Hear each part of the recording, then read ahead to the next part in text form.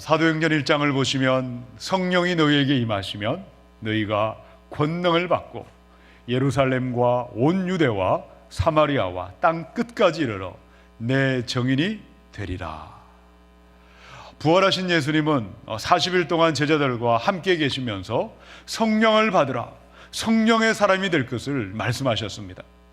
하늘로 승천하시면서 주님께서 말씀하신 이 말씀을 붙잡고 제자들은 사도행전 2장에 보시면 한 자리에 모여서 떠나지 아니하고 열심히 기도할 때 하늘로부터 급하고 강한 바람 같은 소리가 마가의 다락방에 임하기 시작했습니다. 불의 혀같이 갈라지는 성령의 충만함이 그들의 모임 가운데 시작되고 역사하고 있습니다. 그리하여 오순절의 성령의 강림 사건을 통해서 이 땅의 교회가 탄생하고 있습니다. 베드로가 한번 설교했을 때 3,000명이 회개하고 예루살렘 교회가, 초대교회가 탄생하고 있습니다. 여러분, 교회는 예수님의 영 성령이 오심으로 성령의 충만으로 시작되고 있습니다. 교회는 언제나 예수 공동체요, 성령의 공동체입니다. 성령이 오심으로 교회가 출발하고 있습니다. 성령이 오심으로 예수의 능력이 나타나고 역사하고 지금도 활동하고 있는 줄로 믿습니다. 이제 사도행전 3장에 오시면 성전의 미문에 앉아서 평생을 구걸하며 살아가던 한 남자가 등장하고 있습니다. 이 사람에게 성령이 오셨습니다. 성령의 능력으로 말미암아 안전뱅이가 일어나 뛰어가며 걸어가며 하나님을 찬미하고 영광을 돌리고 있습니다.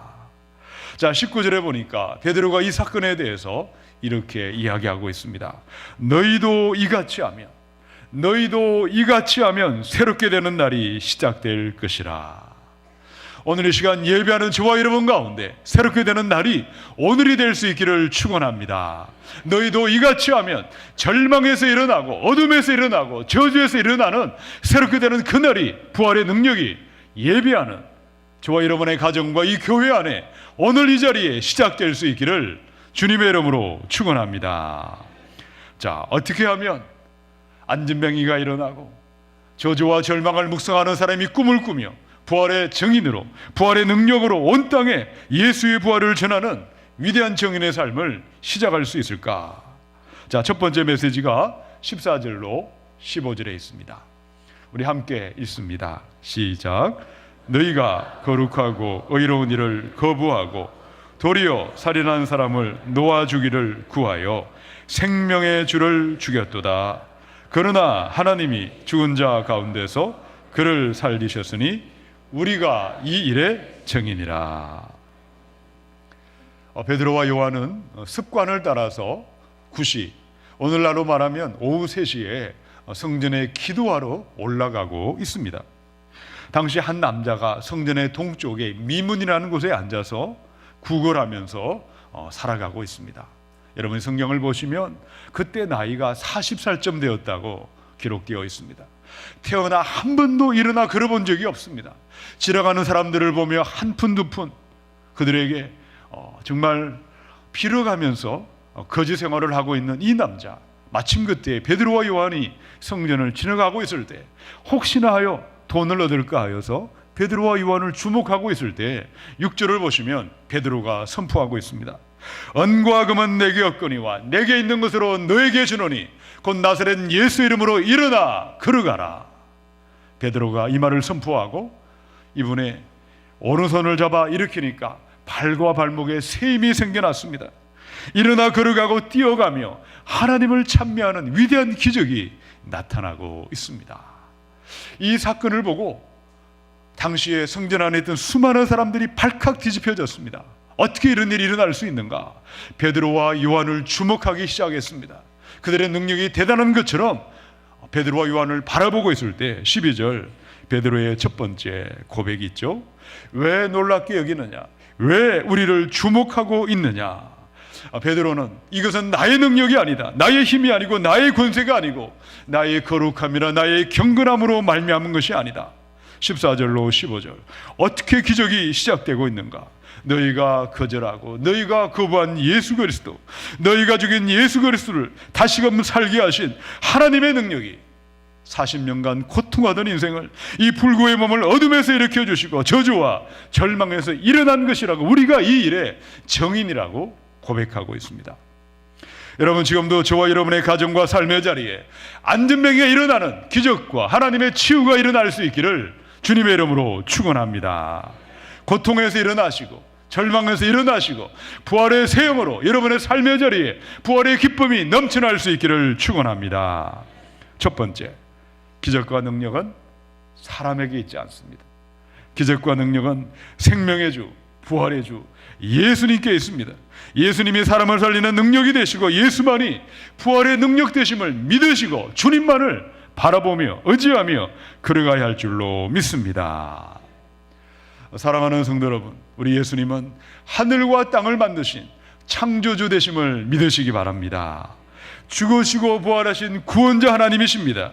지금도 성령의 능력으로 함께 하시는 우리를 일으켜 주시고 우리에게 새 영을 부어주시는 부활의 능력으로 함께 하시는 우리 하나님 되심을 믿으시고 주님만을 의지하며 주님만을 경배할 수 있기를 주의 이름으로 축원합니다. 예레미야 2장의 13절이죠. 내 백성이 두 가지 악을 행하였나니 곧 그들이 생수에 거론되는 나를 버린 것과 스스로 웅덩이를 판 것인데 그것은 그물을 가두지 못할 터진 웅덩이들이니라. 주전 6세기에 예레미야는 예루살렘을 향해서 멸망을 선포하고 하나님의 진노를 선포하고 있습니다.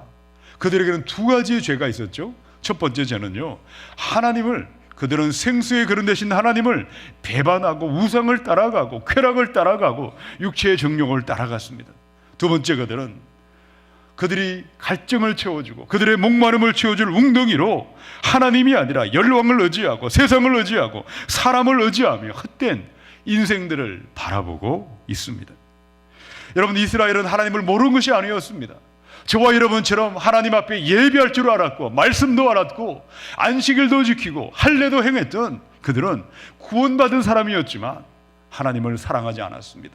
하나님을 믿고 의지하지 않았습니다. 구원의 이름, 능력의 이름 되시는 여호와를 의지하지 아니하고 배반하고 배신하고 힘이 많은 저 사람이 나를 도와주겠지, 애굽의 군대가 이 나라의 민족을 구원해 주겠지, 말과 마병을 의지하고 세상에 힘 있는 사람을 의지하며 하나님을 의지하고 하나님을 바라보고 있지 않습니다. 예레미야 애가의 4장 17절에 우리가 헛되이 도움을 바람으로 우리의 눈이 상하며 우리를 구원하지 못할 나라를 바라보았도다. 사랑하는 성도 여러분, 지난 한 주간 여러분의 가정 안에, 여러분의 일터 안에 무엇을 의지하고 무엇을 바라보다가 이 자리에 오셨습니까?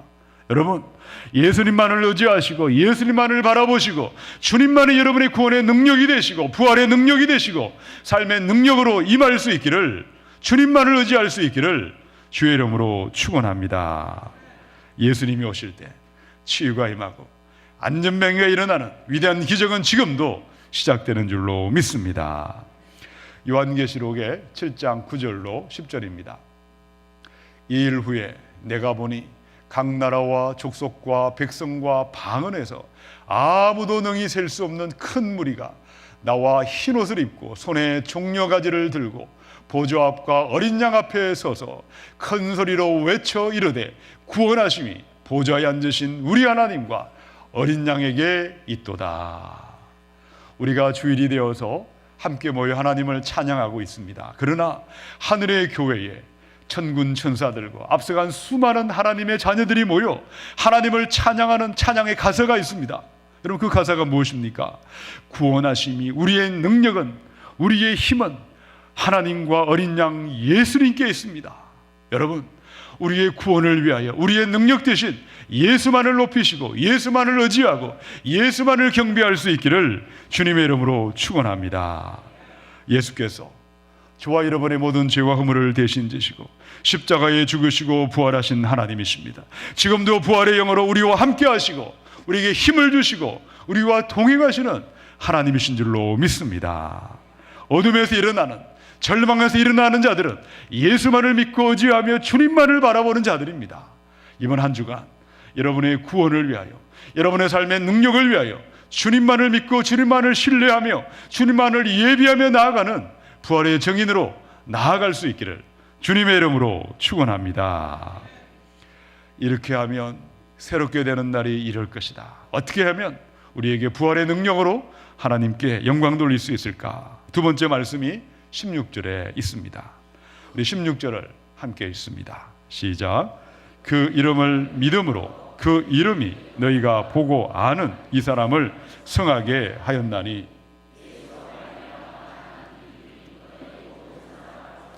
이같이 완전히 낫게 하였느니라. 아멘. 당시 솔로몬의 행각에서 베드로가 두 번째 이야기하고 있습니다. 이 무기력한 사람이 일어난 것은, 이 안진뱅이가 일어난 것은 나의 능력이 아니고 나의 권세가 아닙니다. 예수의 그 이름의 권세가 있습니다. 그 이름을 믿는 믿음으로, 예수의 이름으로 안진뱅이가 일어나고 걸어가게 하는, 뛰어가는 역사가 나타나고 있습니다. 부활의 능력, 위대한 능력이 예수의 이름에 있음을 그들에게 전하고 있습니다. 여러분, 우리의 구원을 위하여 위대한 이름 예수 이름만을 믿으시고 주님만을 바라보며 주님의 이름을 믿고 의지하며 나아가야 할 줄로 믿습니다. 사도행전의 4장 12절, 다른 이로서는 구원을 받을 수 없나니, 천하 사람 중에 구원을 받을 만한 다른 이름을 우리에게 주신 일이 없습니다. 예수 이름만이 죽음에서 생명으로, 저주에서 영생으로 다시금 일어나게 하고 다시금 소생하게 하는 줄로 믿습니다. 여러분, 예수 이름의 권세가 있음을 믿으시고 그 이름을 부르시고 그 이름을 사랑하시고 그 이름에 합당한 영광을 돌릴 수 있기를 주님의 이름으로 축원합니다. 김춘수라는 시인이 꽃이라는 시를 지었습니다. 내가 그의 이름을 불러주기 전에는 그는 다만 하나의 몸짓에 지나지 않았다. 내가 그의 이름을 불러주었을 때 그는 나에게로 와서 무엇이 되었습니까? 꽃이 되었다. 사랑하는 남자와 여자의 연인의 관계를 노래하고 있는 시이죠. 내가 그 사람의 이름을 아는 것이 사랑입니다. 내가 그 사람의 존재를 아는, 이름을 불러주고 이름을 향하여 나의 사랑을 말하고 나의 사랑을 표현할 때 사랑이 임하는 것이고 사랑은 자라가는 것이고 그 사람과 더욱더 가까워지는 것을 노래하고 있습니다. 저와 여러분이 영원히 부를 우리의 이름, 구원자 이름은 예수 그리스도이신 줄로 믿습니다.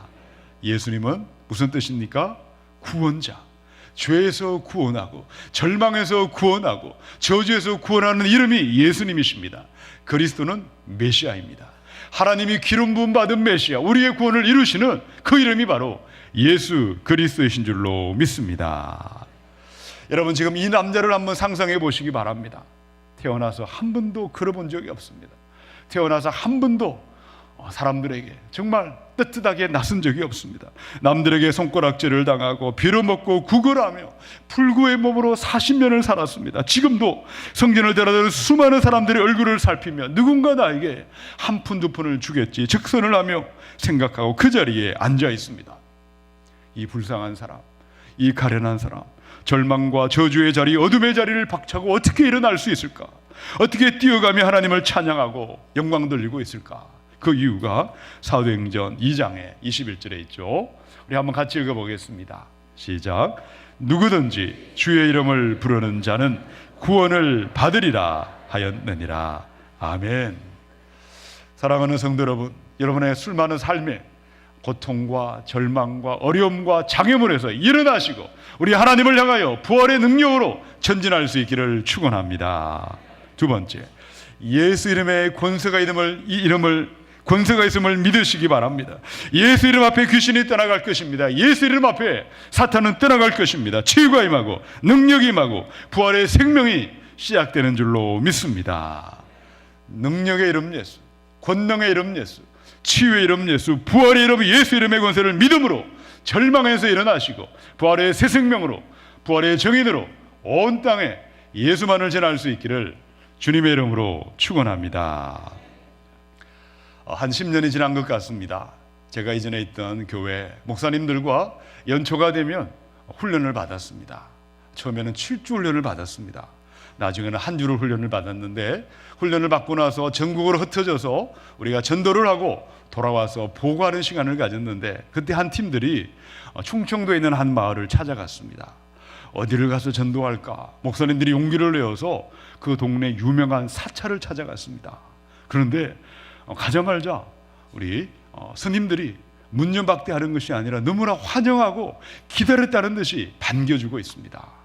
이유를 알아보니까 이분들이 오래전부터 인터넷을 통해서 우리가 심어하던 그 교회 예배를 연구하고 프로그램을 연구하고, 아니 어떻게 하길래 이렇게 많은 사람들이 저 교회에 모여 예배하고 있을까? 예수를 연구하고 교회를 연구하고 성경을 연구하던 차에 그 교회 목사님들이 오니까 너무나 좋아서 반겨주고 돌아왔던 것을 기억하고 있습니다. 여러분, 왜 타 종교를 믿는 종교인들이 교회를 연구할까요? 왜 예수를 연구하고 성경을 연구하고 있습니까? 예수 이름은 우리의 구원의 이름이시고 부활의 이름이시고 생명의 이름이시고 능력의 이름 되심을 믿는 믿음으로 예수 이름을 연구하고 바라보고 있지 않다는 것이죠. 마치 장사하는 분들이 사업에 더 많은 이윤을 얻기 위하여, 단순히 개인의 야망과 성공을 위하여 그 이름을 이용하고 그 이름을 연구하고 부르고 있다는 것이죠. 디모데후서 2장의 16절 19절에 에베소 교회 안에 이와 같은 사람들이 있다고 책망하고 있습니다. 망령되고 헛된 말을 버리라. 그들은 경건하지 아니하며 점점 나아가나니 그들의 말은 악성 종양이 퍼져나간과 같은데 그 중에 후메네오와 필레도가 있느니라. 진리에 관하여는 그들이 거릇되었도다. 부활이 이미 지나갔다 하므로 어떤 사람들의 믿음을 무너뜨리느니라. 그러나 하나님의 견고한 터는 섰으니 인침이 있어 일렀을 때 주께서 자기 백성을 아신다 하며 주의 이름을 부르는 자마다, 예수 이름을 부르는 자마다 불의에서 떠날지어다. 여러분, 디모데가 목회하던 에베소 교회 안에 어떤 사람들이 악성 종양 같은 사람들이 있었습니다. 부활을 부정하고 예수 이름의 권세를 믿지 아니하는 믿음의 사람들을 무너뜨리는 자들이 있습니다. 너희가 부활의 생명의 능력을 원하느냐? 불의에서 떠나가라. 어둠에서 떠나갈 것을, 바르게 예수 이름을 부르고 예수 이름에 합당한 영광을 돌릴 것을 그들에게 편지하고 있습니다. 사랑하는 성도 여러분, 돈벌이를 위하여 예수 이름 부르지 마시기 바랍니다. 내 영광 취하기 위하여, 내 이름 높이기 위하여 예수 이름을 부르지 마시기 바랍니다. 자살을 묵상하는 사람, 어둠을 묵상하는 사람, 절망을 묵상하는 사람들을 천국의 문으로 우리 예수께 인도하기 위하여 예수 이름을 부르고 예수 이름을 절해야 할 줄로 믿습니다. 습관적으로 남들에게 보이기 위하여 예수 이름 부르지 마시기 바랍니다. 거룩한 척, 경건한 척, 종교 행위를 하기 위하여 예수 이름을 부르는 것이 아니라 예수 이름을 진실로 사랑하시고 예수 이름을 기뻐하시고 예수 이름을 사모하시고 예수님과 동행하기 위하여 안전하서나 예수님을 부르시고 예수님께 영광 돌리며 부활의 정인으로 새롭게 되는 오늘 바로 이 시간 될 수 있기를 주님의 이름으로 축원합니다. 이렇게 하면 새롭게 되는 그날이 이 말이라. 자, 세 번째 말씀은 17절 18절에 있습니다. 우리 한 목소리로 읽습니다. 시작.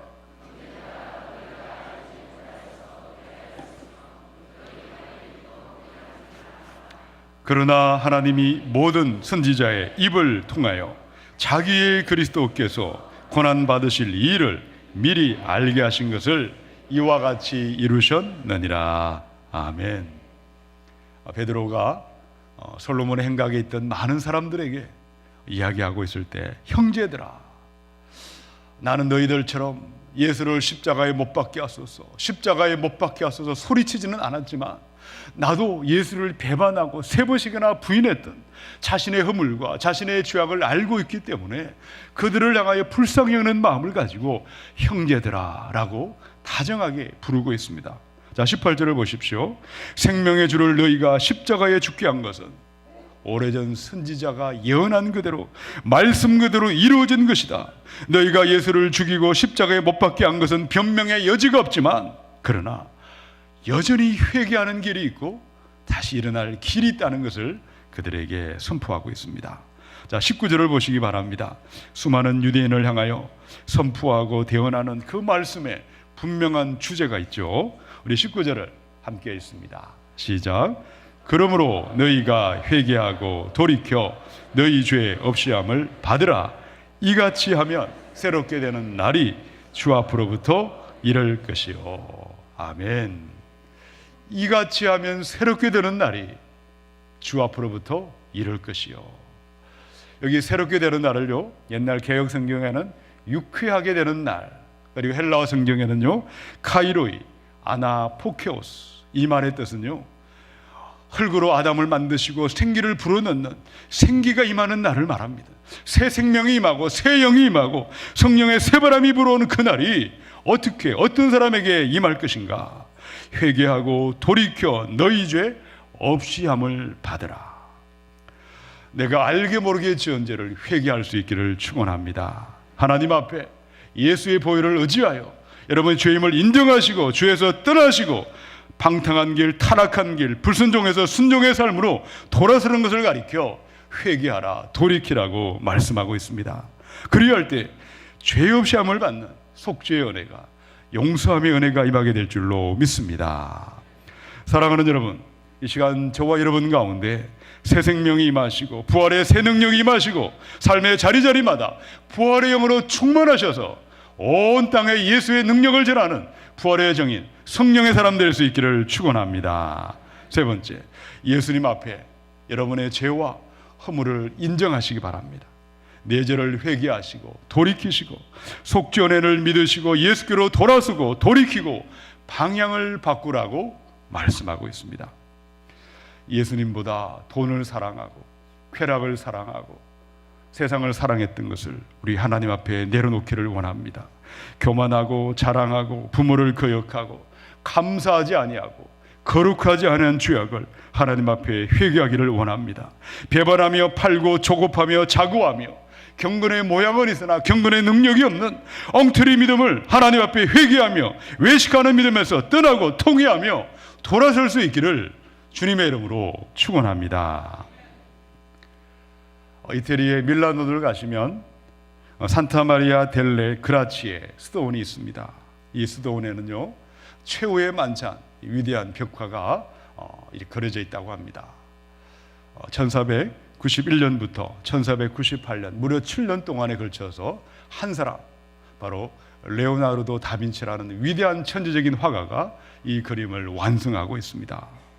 이 그림에는 다음과 같은 스토리가 전해져 내려오고 있습니다.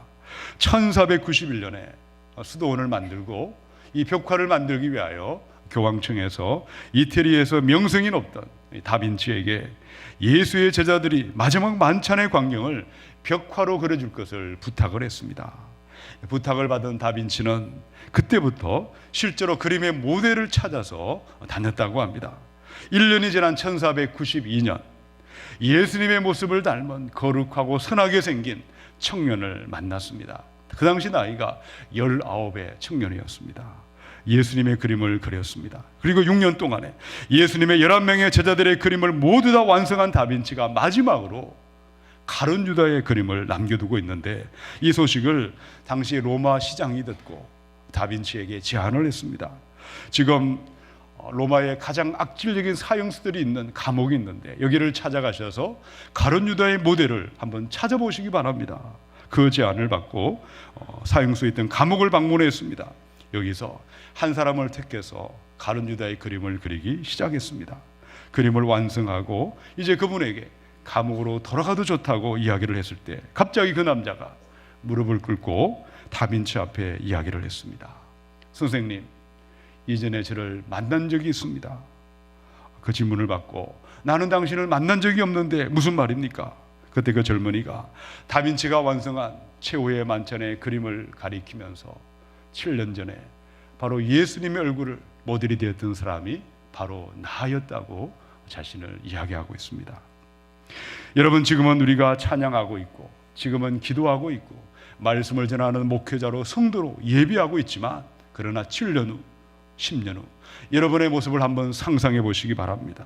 하나님을 두려워하지 않고 하나님을 경외하는 마음이 없다면, 우리 안에 날마다 새 마음과 새 영으로 내 마음을 지키고 생각을 지키고 회개함의 열매가 없다면 우리의 모습은 어쩌하면 7년 후에 더 악한 모습으로 내 마음에 먼지가 쌓여가듯이 온갖 쓰레기들과 오물들이 가득가득 쌓여가는, 예수를 배반할 수밖에 없는 악한 인생으로 우리도 얼마든지 넘어질 수 있고 얼마든지 실패할 수가 있습니다. 히브리 3장의 12절로 13절에 있는 말씀입니다. 우리 함께 읽어보겠습니다. 시작. 형제들아, 너희는 삼가 혹 너희 중에 누가 믿지 아니하는 악한 마음을 품고 살아계신 하나님에게서 떨어질까 조심할 것이요, 오직 오늘이라 일컫는 동안에 매일 피차 권면하여 너희 중에 누구든지 죄의 유혹으로 완고하게 되지 않도록 하라. 진정한 회개가 오늘 저와 여러분 가운데 결단하시고 회개의 열매가 나타날 수 있기를 축원합니다. 여러분, 가룟 유다와 베드로의 차이가 어디에 있습니까? 둘 다 예수님을 배반했습니다. 베드로는 3번씩이나 예수를 저주하면서까지 예수를 배반했습니다. 가룟 유다는 우리 예수님을 배신하고 예수님을 팔아넘겼습니다. 그러나 뉘우칠 줄은 알았지, 진정한 회개가 없이 목매어 자살하고 말았지만 베드로는 진정한 회개의 열매를 맺음으로 말미암아 다시 일어나 위대한 부활의 증인이 된 줄로 믿습니다. 진정한 회개는 네 안에 죄를 보고 애통해하고 슬퍼하는 것입니다. 진정한 회개는 죄를 고백하는 것이고 죄에서 떠나는 것이고 돌아서는 것이고 새로운 삶을 향하여 새로운 방향으로 변화되고 나아가는 결단이 있는 줄로 믿습니다. 이 시간 저와 여러분의 회개가 마음에서 우러나오는 진정한 회개가 되셔서 회개의 열매가 맺혀짐으로 말미암아 부활의 영으로 충만하시고 부활의 예수님을 온 땅에 전할 수 있기를 주님의 이름으로 축원합니다. 찬송가 171장, 우리가 언제나 예배를 마칠 때 부르는 찬송이죠. 이 가사를 읽고 오늘의 말씀을 마치겠습니다. 주 하나님 독생자 예수, 날 위하여 오시었네. 내 모든 죄 용서하시고 죽음에서 부활하신 나의 구세주, 살아계신 주 나의 참된 소망, 두려움이 사라지네. 사랑의 주 내 갈 길 인도하니 내 모든 삶의 기쁨 늘 충만하네. 주 안에서 거듭난 생명, 도우시는 주의 사랑, 참 기쁨과 확신 가지고 예수님의 도우심을 믿으며 살리. 살아계신 주 나의 참된 소망, 걱정 근심 전혀 없네.